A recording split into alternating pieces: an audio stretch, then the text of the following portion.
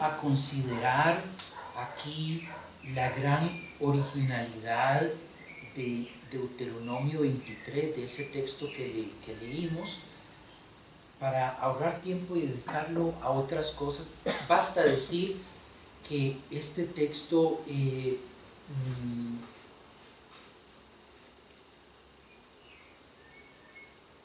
uno puede decir casi categóricamente que no hay un texto en la literatura antigua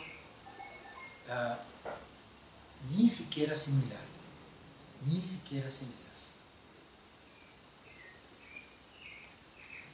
Ahora, interesa problematizar el texto. Para mí interesa problematizar el texto. ¿Problematizarlo en qué sentido? Como reflexión teológica. Me interesa por razones de tipo didáctico y pedagógico para quienes leen el folleto mostrar de qué forma la literatura le puede permitir a una persona ver ángulos en un texto que usualmente el solo ejercicio exegético no lo permite, o al menos no lo permite con tanta claridad.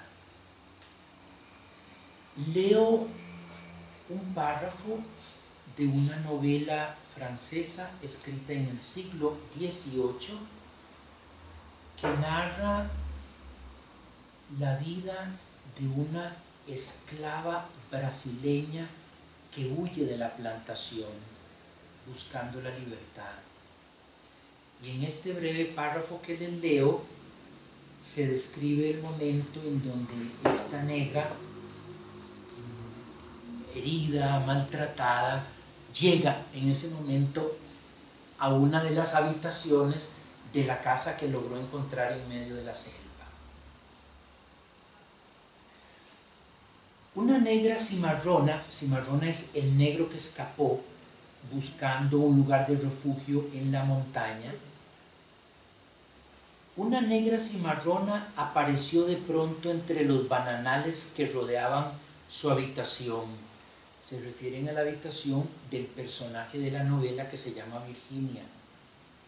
Se lanzó a los pies de Virginia y le dijo: «Mi señora, tenga piedad de una pobre esclava fugitiva.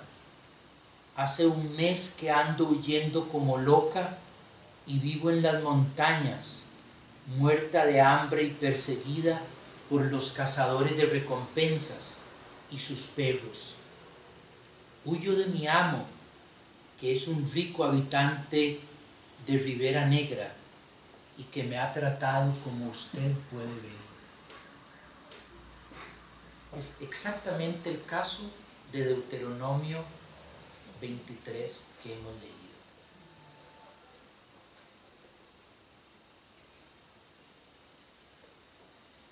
Esta persecución define para cada una de estas dos personas una forma de ser en el mundo, una forma de ser persona.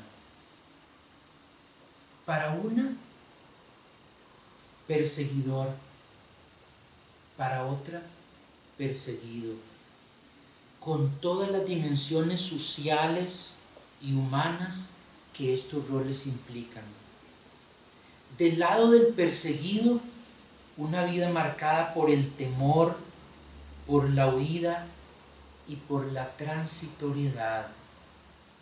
Del lado del perseguidor, el sentido de poder, de control y de derecho.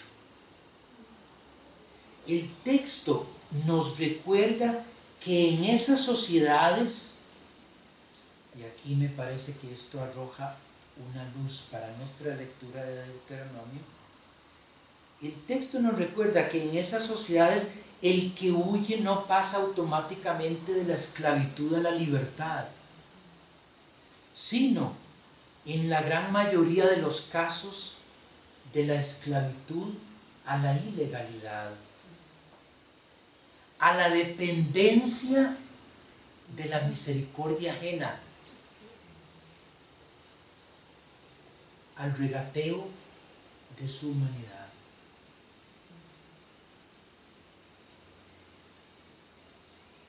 En un texto conmovedor, que aquí no leeré, pero al que haré alusión,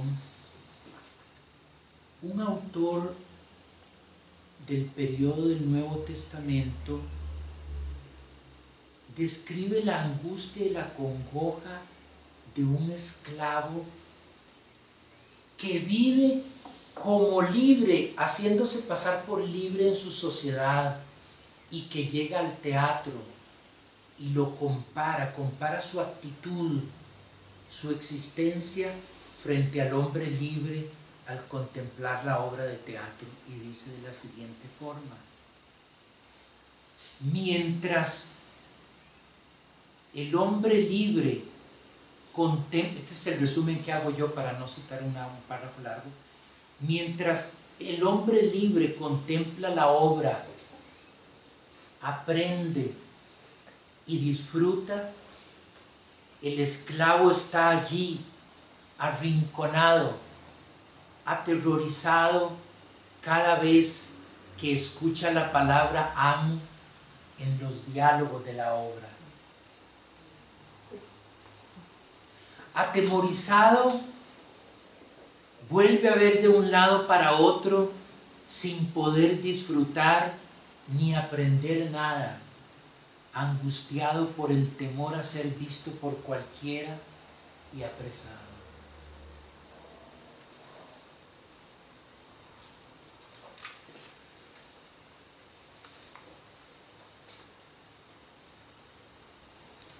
Podemos resumir la postura del Antiguo Testamento en un texto tan maravilloso como este que hemos leído de Deuteronomio, diciendo que lo que propone, si bien no ofrece la libertad al esclavo que huye, pero propone un gesto humanitario para con él.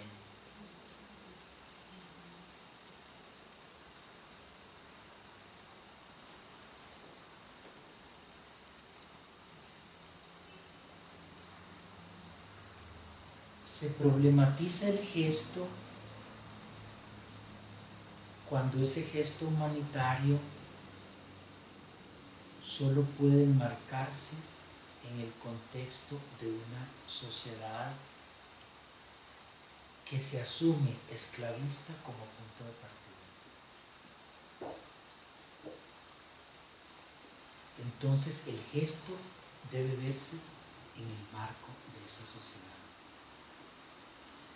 El texto de Deuteronomio no puede sustraerse, pues, a la visión binaria del mundo propia de su época, caracterizada por los roles de un protegido y un protector.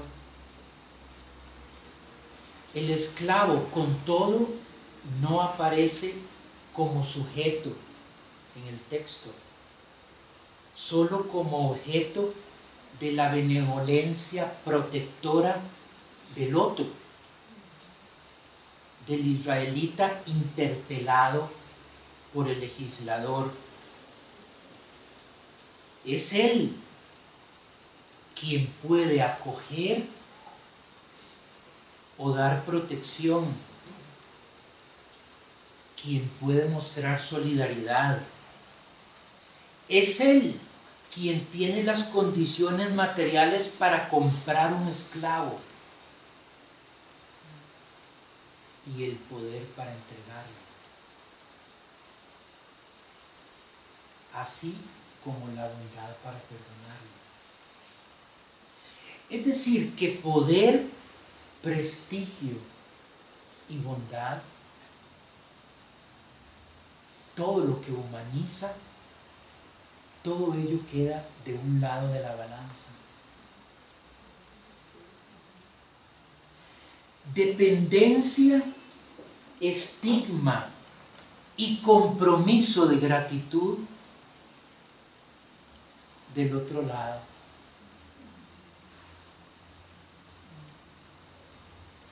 este estado de cosas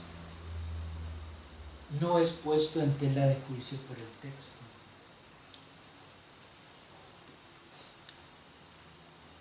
Deuteronomio apela al sentido humanitario del israelita, pero debemos recordar que este sentido humanitario es también una forma de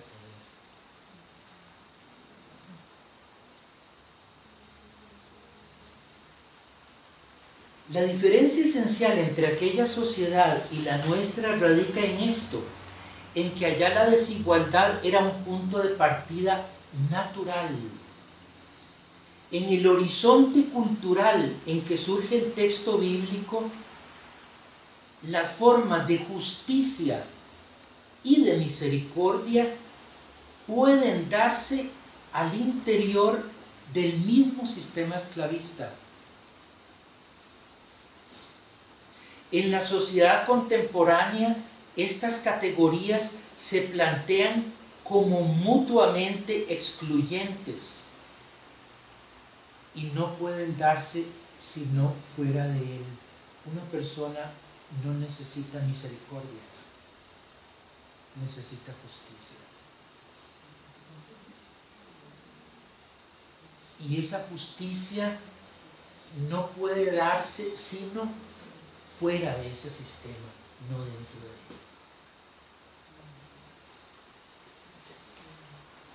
Más aún, la condición de justicia, la condición para el logro de estas, es precisamente la abolición misma de dicho sistema esclavista. Ahí plantea cómo se parten las aguas del mundo bíblico a nuestro mundo. Y con eso quiero mencionar la segunda idea que quiero compartir, digamos, de fondo. ¿Cuál es?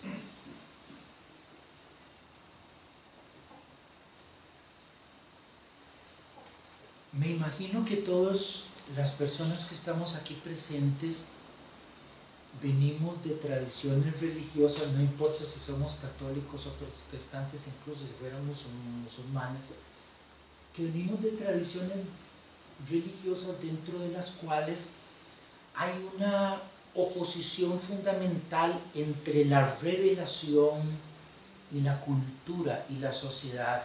Algo así como quien plantea el caos y el cosmos, la creación, la luz y las tinieblas. Y que casi todos los logros desde el punto de vista de la ética o de la bondad humana son planteados por la revelación que impacta esa oscuridad de la sociedad y la alumbra con una luz que antes de su llegada se desconocía.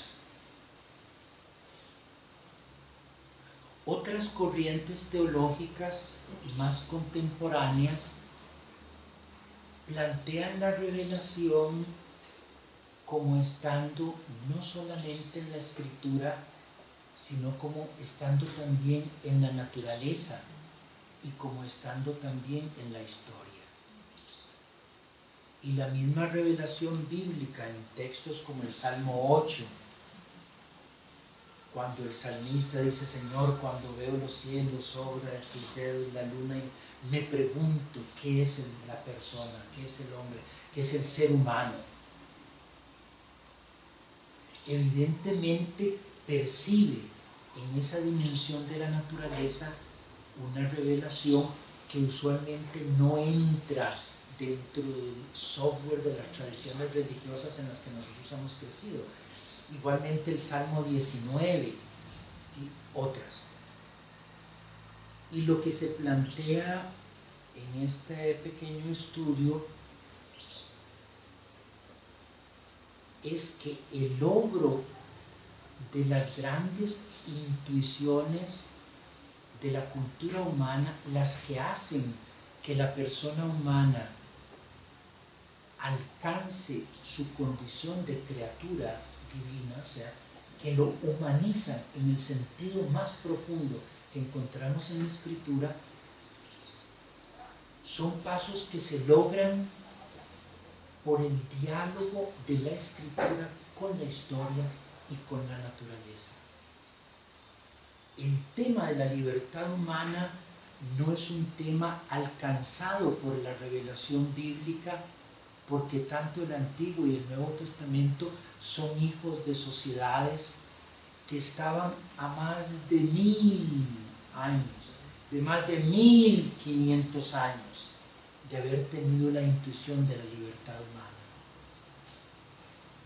Cuando la sociedad, no los autores bíblicos, la sociedad llegó a la intuición fundamental de que la libertad humana es un valor fundamental de todo ser humano, la teología cristiana se identificó con ese valor y lo hizo propio y lo asume. Lo vamos a ver luego de qué manera. Y es un paso importantísimo en la teología, pero tenemos que entender que esos pasos se dan una vez cerrado el canon bíblico.